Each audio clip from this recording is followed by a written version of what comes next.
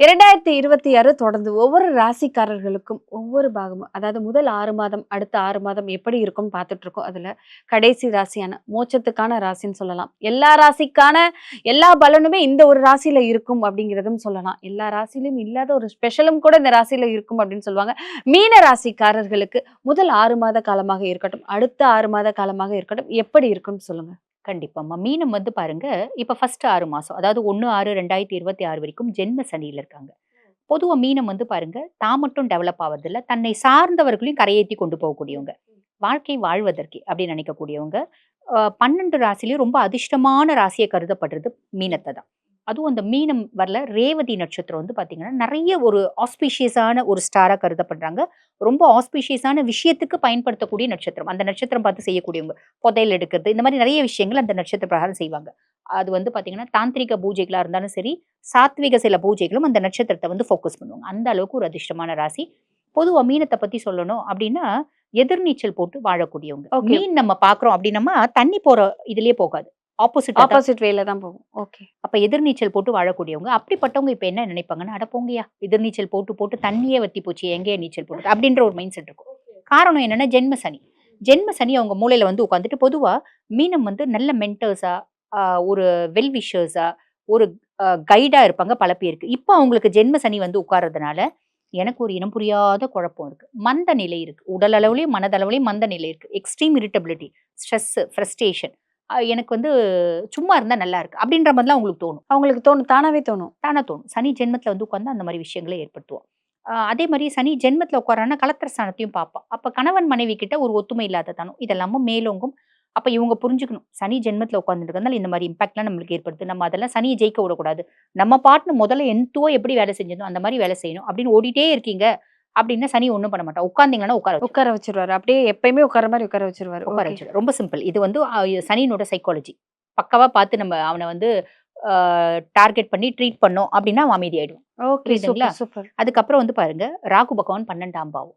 12ஆம் பாவம் அப்படின்றது அயன, சயன, போஜன, மோட்ச விரயஸ்தானம். நல்லா சாப்பிடணும், நல்லா தூங்கணும், நல்லா ஜாலியா சுத்தணும் அப்படிலாம் தோணும். எனக்கு தேவையானதெல்லாம் நான் வாங்கிக்கணும்னு தோணும். எனக்கு வீட்டுக்கு நல்ல பக்காவா ரெக்லைனர் சோஃபா வாங்கி போடணும்னு ஆசைப்பட்டேன். வாங்கிக்கோ. எனக்கு வீட்ல சென்ட்ரலைஸ்ட் ஏசி போடணும்னு ஆசைப்பட்டேன். பண்ணிக்குவேன். உனக்கு யாரையும் நீ கேட்க மாட்ட. உனக்கு வேணும்னா உனக்கு என்னென்னலாம் தேவையோ அத்தனையும் நீ பண்ணிப்ப. லேடீஸா இருக்காங்கன்னா, எனக்கு 8 பட்டு புடவை வேணும்னு போவேன். 8 பட்டு புடவை வாங்கின்னு வந்துருவேன். ஸோ என்னென்னலாம் உனக்கு வேணும்னு ஆசைப்பட்டியோ அத்தனையும் கிடைக்கும். அத்தனையும் நீ செய்வ. வீடு கட்டணும்னு ஆசைப்பட்டா வீடு கட்டலாம். அதே மாரி பார்த்தீங்கன்னா, வெளிநாடு டூர் போணும்னு ஆசைப்படுவேன். டூர் போலாம். இந்த மாரி நெறைய விஷயங்கள் உனக்கு என்னென்னலாம் ஆசையோ அதெல்லாம் பூர்த்தி செஞ்சு கொள்ளக்கூடிய காலகட்டம். அப்படிலாம் குருனோட பார்வையும் இருக்கு. உன்னோட ஈச் அண்ட் எவ்ரி டிசையர்ஸ் பார்த்தீங்கன்னா, கம்ப்ளீட்டா ஃபுல்ஃபில் ஆகும். டவுட் வேண்டாம்.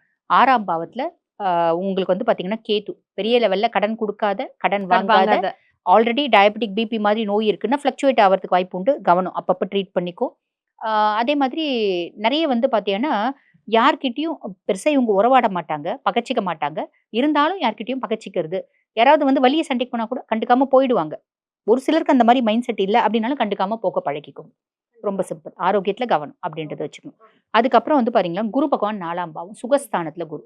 சுகஸ்தானத்துல சுக தாயார் ஸ்தானத்துல குரு. டிஃபால்ட்டா 4 விஷயம் நடக்கும். நெறைய மீனம் பாருங்க இடமாற்றம். இடமாற்றம். தொழில் மாற்றம். அவங்களோட கம்ஃபர்ட் அதிகமாகும். இவ்வளோ நாள் நான் ஆஃபீஸ்ல ஆஃபீஸ் பஸ்ல போயிருந்தேன்யா. இப்போ எனக்கு 2 மணி நேரம் டைம் வேஸ்ட் ஆகுது. அவன் அவன பிக்கப் பண்ணின்னு போறான். நான் இப்போ ஒரு கார் வாங்கிட்டேன். அழகா கார்ல போறேன். என் டைம் வேஸ்ட் ஆவல. வீட்ல வேலையெல்லாம் செஞ்சுட்டு போறேன். லேடீஸ் அந்த மாரி தானம்மா நினைப்பாங்க. வீட்ல வேலையெல்லாம் செஞ்சுட்டு போறேன். எனக்கு ரொம்ப ஃப்ரெஷ்ஷா போறேன். நான் போட்டுன்னு போற மேக்கப்லாம் கலையில நல்லா இருக்கு. அந்த மாரி ஒரு இது. என் கம்ஃபர்ட் அதிகமாகுது. அம்மானோட சப்போர்ட் பரிபூர்ணமா கிடைக்குது. அம்மாக்கு ஹெல்த் இஷ்யூஸ் இருந்துச்சு. இப்ப அம்மா ரொம்ப நல்லா இருக்காங்க. அப்படின்ற ஒரு அமைப்பு. இது முற்பகுதிமா. இப்ப அப்படியே பிற்பகுதி வரும் அப்படின்னு வச்சுக்கோங்களேன். ஜென்ம சனியா தான் இருக்காரு. குருனோட 9ஆம் பார்வை அவர் மேல படியுது. சனி கம்முன்னு ஆயிடுறாரு. ஜென்மத்துல அமைதியா உட்கார்ந்துட்டாரு. தியானத்துல அவர் உட்கார்ந்துட்டாரு. நீ பாட்டுன்னு முதல்ல எந்த அளவுக்கு எந்துவா இருந்த.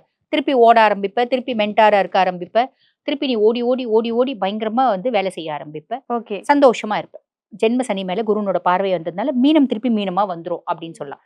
அதுக்கப்புறம் ராகு 12ஆம் பாவம் குருனோட பார்வையில. இங்க ஒரு விஷயம் கவனம் தேவை. இப்ப 12ஆம் பாவம் ராகு அப்படின்போது ராகுனாவே லாவிஷா ஸ்பெண்ட் பண்ணும் அப்படின்னு தோணும். குரு அதாவது சுக்கிரனுக்கு ராகுக்குலாம் லாவிஷ் எக்ஸ்பென்சஸ் ரொம்ப பிடிக்கும். ஓகே. இப்ப 12ஆம் பாவம் ராகு என்ன பண்ணுவான், நான் ஷாப்பிங் போறேன் அப்படின்னு இந்த இந்த ஒரு மீனராசி பொண்ணு இருக்குன்னு வச்சுக்கோங்களேன். நான் ஷாப்பிங் போறேன்னு கிரெடிட் கார்டு எடுத்துன்னு போகுது. அது பிளான் பண்ணின் போது செலவு பண்ணா லாவிஷா பண்ணுவாங்க. ஆமா. ரூ. 20,000 செலவு பண்ணணும்னு போது அங்க போய் ரூ. 2,00,000 செலவு. Oh my God. 4 பட்டு புடவை எடுக்கணும்னு போது 10 பட்டு புடவை எடுத்துட்டு வந்துரும். எடுத்துட்டு வந்துட்டு திருப்பி கட்டக்கூடிய ரீபேமெண்ட் கெப்பாசிட்டி நம்மளுக்கு இருக்கு அப்படின்னா பயப்படணுன்ற அவசியம் இல்ல. ரீபேமெண்ட் கெப்பாசிட்டி எனக்கு இல்ல அப்படின்னா நான் ஒவ்வொரு முறை இது கட்டும்போது இஎம்ஐ கட்டும்போது ஐயோ தெளிவா இருக்கணும். பட்டு புடவை வந்து பயப்படணும். கட்டும்போது நல்லா இருந்துச்சு. இப்போ வந்து கட்டணுமே ஐயோ முடியலையேன்னு அழுதும் கட்டுற மாதிரி ஆயிடும். ஸோ அகலக்கால் வைக்காம உனக்கு கெப்பாசிட்டி இருக்குன்னு நீ எவ்வளவு பெரிய அகலக்கால்னாலும் வச்சுக்கோ. இல்லைன்னா காஷியஸா செலவு பண்ணு. இந்த விதத்துல ராகு ட்ராப் பண்ண பாப்பா. ரொம்ப சிம்பிள். ஒரு சொத்து சுகம் வாங்குற அப்படின்னா கூட நீ ஒரு 50 லட்சம் ரூபாய் ஒரு பிளான் ஒரு வீடு வாங்க போற அப்படின்னா இப்பதான் வந்துமா நம்ம வீடு வாங்க போறோம்னாலே பில்டருக்குலாம் நம்மளுக்கு நல்ல ஆசையை கிளப்பி விட்டுருவாங்க. ஆமா ஆமா 85% லோன் அரேஞ்ச் பண்றேன். வட்டி தனியார் வட்டி. தனியார் பேங்க் அரேஞ்ச் பண்றேன்னு சொல்லிட்டு நம்மள 1 கோடி ரூபாய் வீடு வாங்க வச்சுடுவாங்க. வாங்கிட்டோம் அப்படின்னா நம்ம வந்து ஒவ்வொரு முறையும் கட்டும்போது வீடு நல்லா தான் இருக்கு முடியலையே நம்மளால அப்படின்னு அழற மாதிரி ஆயிடும். கண்டிப்பா இதுல கவனம். கண்டிப்பா இதுல கவனம் அப்படின்றது வேணுமா. அதுக்கப்புறம் குரு பகவான் வந்து பாத்தீங்கன்னா 5ஆம் பாவம். பூர்வ புண்ணியஸ்தானம், புத்திரஸ்தானம் குரு.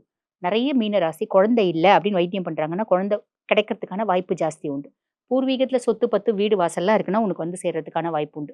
கோர்ட்ல சொத்து இருக்கு அப்படின்னா அந்த அந்த சொத்து உன் கைக்கு வந்துடும். ஜட்மெண்ட் உனக்கு ஃபேவரா வரதுக்கான வாய்ப்பு உண்டு. குழந்தைங்க ரீதியா இருந்து வந்த பெரிய தொல்லைகள் அப்படின்றது மாறும். குழந்தைங்க சூப்பரா திருந்திடுவாங்களா? ஓரளவுக்கு திருந்திடுவாங்க.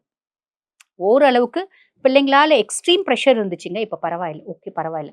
ரொம்ப சிம்பிள்மா. நிறைய பேர் இப்ப என்ன பண்றாங்க, மெடிக்கல் சீட் எழுதி வாங்குறத விட காசு குடுத்து வாங்கிறாங்க. நாங்க மெடிக்கல் சீட்ட வாங்கிட்டோம். அப்படின்னு எத்தன பேரண்ட்ஸ் நிறைய பேரண்ட்ஸ்க்கு வந்து பாருங்க, பிள்ளைங்க டாக்டரா இருக்கணும்னு ரொம்ப ஆசை.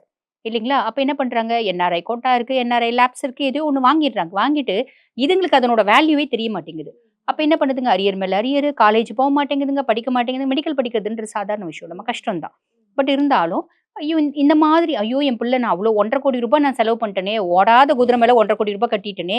இப்ப பிள்ளைங்க வந்து பார்த்தீங்கன்னா, போமாட்டேங்குதே! அப்படின்னு வருத்தப்படுற பேரண்ட்ஸ் கூட வந்து பார்த்தீங்கன்னா, இப்ப இவங்களது ஆம்பள பிள்ளையா இருந்துச்சுன்னா, அந்த கிளாஸ்ல ஏதோ ஒரு பொம்பள பிள்ளை இந்த பையன பார்க்கலாம். அந்த பொண்ணுக்காகவாவது இவன் படிப்பான். எப்படியோ ஒண்ணு படிச்சு தொலைறானே!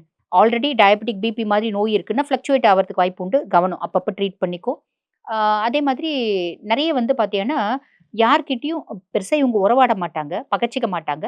இருந்தாலும் யார்கிட்டயும் பகச்சிக்கிறது. யாராவது வந்து வலிய சண்டைக்கு போனா கூட கண்டுக்காம போயிடுவாங்க. ஒரு சிலருக்கு அந்த மாரி மைண்ட் செட் இல்ல அப்டின்னாலும் கண்டுக்காம போக பழகிக்கோங்க. ரொம்ப சிம்பிள். ஆரோக்கியத்துல கவனம் அப்டின்றத வச்சுக்கணும். அதுக்கப்புறம் வந்து பாத்தீங்கன்னா, குரு பகவான் 4ஆம் பாவம். சுகஸ்தானத்துல குரு. சுகஸ்தானத்துல சுக தாயார் ஸ்தானத்துல குரு. டிஃபால்ட்டா 4 விஷயம் நடக்கும். நெறைய மீனம் வந்து பாருங்க இடமாற்றம், இடமாற்றம். தொழில் மாற்றம். அவங்களோட கம்ஃபர்ட் அதிகமாகும். இவ்ளோ நாள் நான் ஆஃபீஸ்ல வந்து ஆஃபீஸ் பஸ்ல போயிருந்தேன்யா. இப்போ எனக்கு 2 மணி நேரம் டைம் வேஸ்ட் ஆகுது. அவன் அவன பிக்கப் பண்ணின்னு போறான்.